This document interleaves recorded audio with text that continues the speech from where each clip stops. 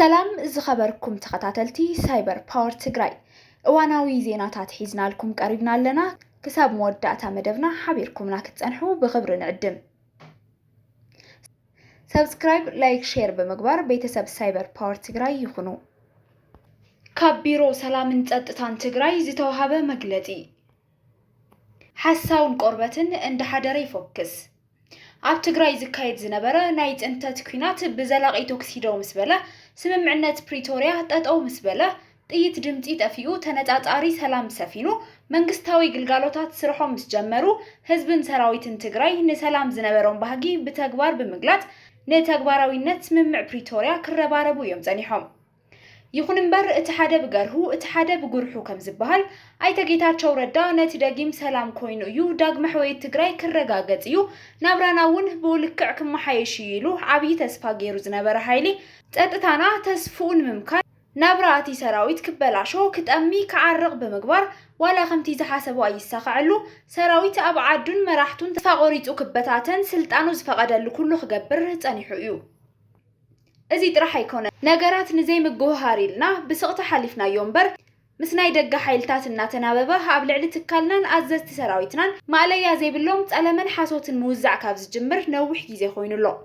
ነዚ እኹል መረጋገጺ ክኾነና ዝኽእል ነቲ መንግስታዊ ኣሰራርሓ ከይተኸተለ ክእረን ክሽየጥን ዝኣዘዞ ስብራት ኩናት ትግራይ ምዃኖም ዝገልጹ ኣብ ዝተፈላለዩ ዓውደ ውግእ ትግራይ ዝተቓጸሉ ናይ ውግእ መሳርሒ ብገዛ ፍቃዱ ስነ ስርዓት ብዘይ ተኸተለ መንገዲ ክለዓሉን ክስረቁን ኣዚዙ ከብቅዕ ጀነራላት ትግራይ ከም ዝሰረቅዎን ከም ዘጥፍእዎን ገይሩ ሓድነት ሰራዊትናን ህዝብናን ንምብታን ዓሊሙ ዝተፈላለዩ ሚድያታት ተጠቂሙ ሰፊሕ ናይ ሓጺነ መጺን ፖለቲካ ዘርጊሑ ከጸልም ከም ዝጸንሐ ንማንም ትግራዋይ ግልጽ እዩ ቀጢሉውን ኣመራርሓ ሰራዊትን ኣባላትን ክቀትሉኒ ትልሚ ሒዞም ነይሮም ንስክላወጤ ካብ ሞተም ሊጠብ ዝብል ናይ ምህዞን ጸለመን ፖለቲካ ብናይ ማእኸል ሃገር ሚድያታት ካልኦትን እንዳተዓጀበ ነዊሕ ናይ ሓሶት ርሕቀት ክኸጸኒሑ እዩ እንተኾነ ግን እቲ ሓቂ መጀመርያ ባዕሉ ብስራሕ ምኽንያት ናብ ኣዲስ ኣበባ እንትብገስ ሓለዋ ኣብ ኬላ ደው ኣቢሎምና ነይሮም መስትያ ታውሪደ ጌታቸው የይለ ምስ ነገርክዎም ግን ብሰላም ኣሕሊፎምና ክብል ገሊጽዎ ነይሩ እዩ دحر ግን موق ምስ በሎ ግዲ ሓቲቶምስ ሓሳቡ ቀይሩ ክቀትሉ ንደልዮም ደድሕረይ ብፓትሮል ሲዒቦም ከም ዝነበሩ ብሰብ ሰሚዐ ነቲ ኬላ ከፊቱ ዘሕለፈኒ ተጋዳላይ እውን ኣሲሮም ክውገድ ዝግብኦ ሰብ ኣምሊጡና ኢሎም ዓበይቲ ሰባት ብሕርቃን ብስልኪ ክዛረቡ ተሰሚዖም ወዘተ ብዝብሉ መስደመሚ ናይ ፈጠራ ሓሶታት ክንስነስ ሰሚዕናዮ ንሕና ተጋሩ ከም ተቃለስቲ ኣብ ታሪኽና ኣሽምባይዶ ኣብ ቃልሲ ህዝቢ ትግራይ ይብሳሕ ይውሓድ ተሳትፎ ዝነበሮ ሰብ ክቀተል ኣይኮነን እቶም ህዝብናን ዓድናን ንኸብርሱ ፊት ንፊት ዝዋግኡና ዝነበሩ ወታደራት ጸላእ እኳ ማሪኽና እኽልን ማይን ሂብና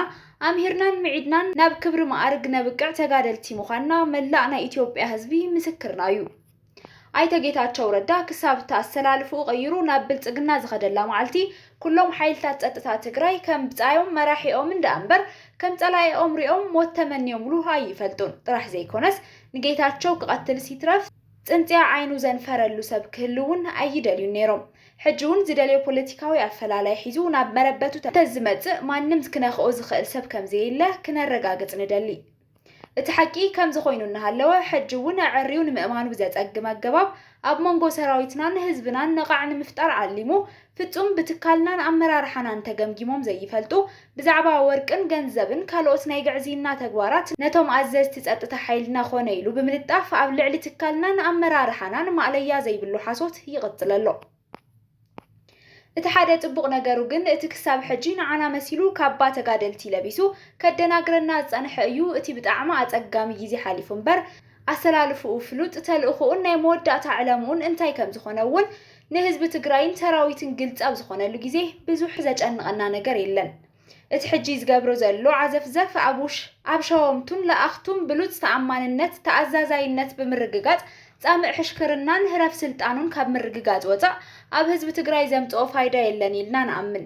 እኳ ደኣስ ሓሳውን ቆርበትን እንደ ሓደረ ይፎክስ ከም ዝበሃል ነዚ ኣጸያፊ ሓሳብን ተግባርን ዝዕዘቦን ዝጽየፎን ትግራዋይ ደኣ እምበር ዝስዕቦን በዚ ቁልዕ ናይ ፈጠራ ፕሮፓጋንዳ ዝታለል ትግራዋይ ከም ዘየለ ቁርጹ ክፈልጥ ኣለዎ ኣብ ታሪኽ ቃልሲ ህዝቢ ትግራይ ብዙሓት ሓሰውትን ጠላማትን ርኢና ኢና እሞ ከም ናይ ኣይተ ጌታቸው ረዳ ተረኣዮ ይፈልጥን ከይዱ ግን ኣማኻሪ ቀዳማይ ሚኒስትር ኣብ ቀርኒ ኣፍሪቃ ኣይተ ጌታቸው ድሌት ህዝቢ ትግራይ እንዳተዛረበ ኣብ ውሽጥና ኮይኑ ድሌቱ ክሰርሕ ዝጸንሐ ረብሓታት ህዝቢ ትግራይ ሓምሺሹ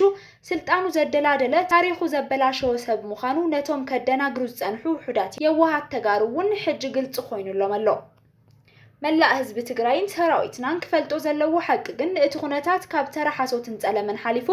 መንግስቲ ፌደራል ባዕሉ ኣይተ ጌታቸው ረዳ ተጠቂሙ ካብ ስምምዕነት ፕሪቶሪያ ወጻእ ተደጋጋሚ ትንኮሳታት ብምክያድ ስምምዕነት ፕሪቶሪያ ንምፍራስ ብዙሕ ርሕቀት ይኸይድ ከም ዘሎ እዩ። እዚ ኣካይዳ እዚ ድማ ንኹሉና ዘይረብሕን ጉዕዞ ሰላም ንድሕሪት ዝመልስ ሓደገኛ ኣካይዳ ስለ ዝኾነ መንግስቲ ፌደራል ኣካይድኡ ንኽምርምር ጻውዒትና ነቕርብ። ዝኽርን ክብርን ስዋኣትና ቢሮ ሰላምን ጸጥታን ትግራይ ጉንበት 8 2017 መቐለ። እዋናዊ መግለጺ ኪዳን ተጋሩ ንብሔራዊ ድሕነት ንሰላማዊ ሰልፊ ህዝብን ምምሕዳርን ዞባ ደቡብ ትግራይ ንድግፍ።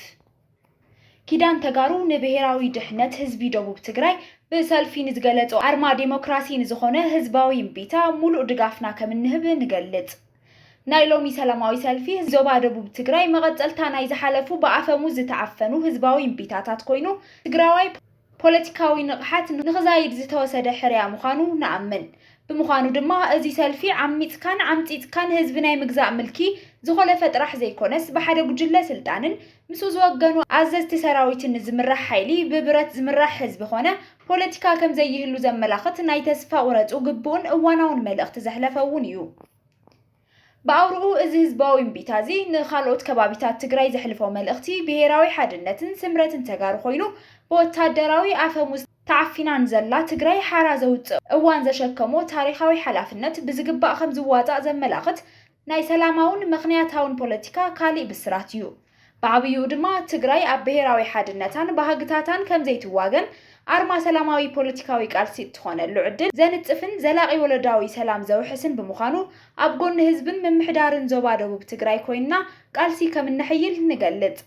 ዞባ ደቡብ ትግራይ ብዕጡቕ ሓይሊ ንምጉባጥን ኣብ ኣርዑት ጉጅላዊ ምልኪ ንምምላስን ዝግበር ዘሎ ሸበድበድ ኣትሪርና እናኾነና ብህፁፅ ደው ክብል ድማ ንጽውዕ።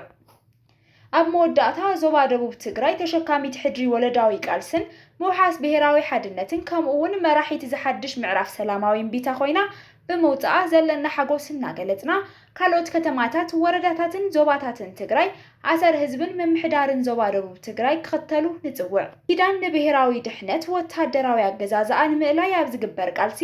ኣብ ኩሎም ሰላማውያን ቃልስታት ህዝቢ ትግራይ ኣብ ቅድሚት ተሰሊፍና ግቦና ከም እንዋፃእ እናገለጽና ፍትሒ ርትዒ ሓቋፊ ስርዓትን ናጽነትን ንኽረጋገጹ ኣድላይ ዘበለ ዋጋ ከም እንኸፍል ንገልጽ። ብሄራዊ ሓድነት ንብሄራዊ ድሕነት ኪዳን ተጋሩ ንብሄራዊ ድሕነት ጉንበት 8 2017 ኣቆጻጽራ ግዕዝ መቐለ።